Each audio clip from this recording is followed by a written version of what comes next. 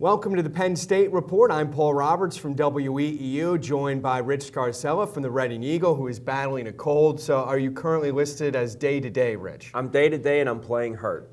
Yeah, I'm playing hurt. Some may say you sound like Penn State played against Northwestern. Yeah. That means, let's see, bad?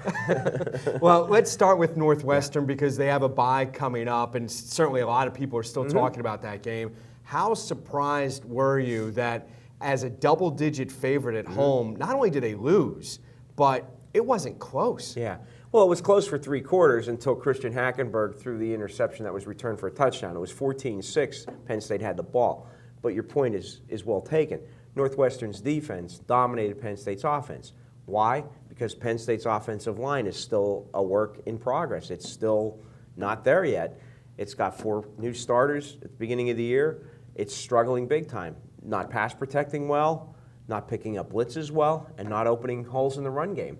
So Northwestern, obviously well coached, especially on the defensive side of the ball. Tried a lot of blitz packages, used their 4-man front, which is probably slightly above average as far as the Big Ten goes, and put a lot of pressure on Christian Hackenberg. I want to look at these yards per carry. Yeah.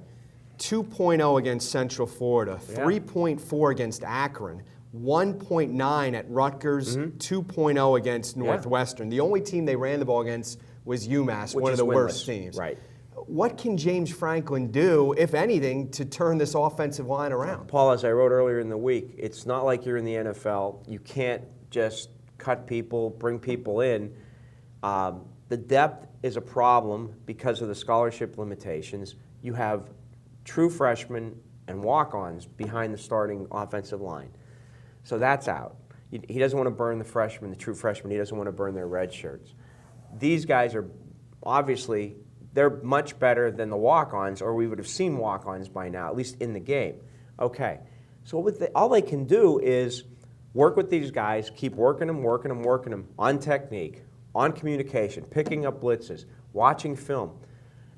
I don't know how soon. I don't know how quickly it can be turned around. It's a frustrating situation to be in, and it goes back to the NCAA scholarship limitations. It goes back to guys leaving the team when Bill O'Brien was there. James Franklin and his staff knew that going in. He has said it almost after every game. You know, we've hit a lot of our deficiencies, and he knows it. The only other thing they can do is call plays to maybe roll out Hackenberg more, throw a lot more short passes, but defenses are picking that up. One thing that surprised me, aside from just the talent on the team, I thought Northwestern played with a lot of energy, a lot of passion, a lot of hard hits. Penn State seemed flat to me, and it's homecoming. Yeah. You have 100,000 people there. Yeah. You're a 4-0 team. Yeah. Some people saying, win here, you're in the top 25. I don't know how you can be flat. I don't think for they that were game. flat. I don't think they were. I think they were just bad. Okay. I don't think they were flat because they knew this is their last game before a bye week. They knew that. The problem was Northwestern coached aggressively, defensively especially, and kept attacking. Like I said, we were talking about this earlier off the air, that Penn State defensively didn't look good the first 2 possessions. They were down, gave up 2 touchdowns. The rest of the game, they kept Northwestern basically off the scoreboard. The last 15 points of the game were a result of the inadequacies of the Penn State offense. So I'm not going to go that far to say that they played flat, because here's the other thing, Paul. Northwestern's smart game plan on offense. Trevor Siemian, 3-step drops, boom. Don't give the Penn State pass rush, which has been outstanding. Don't give them time to get to the quarterback. The one time Deion Barnes got to Siemian, he had to chase him across the field. I think almost everything stems from the offensive line inadequacies, that they're ineffective. I think it looked like Penn State was flat because they were being dominated.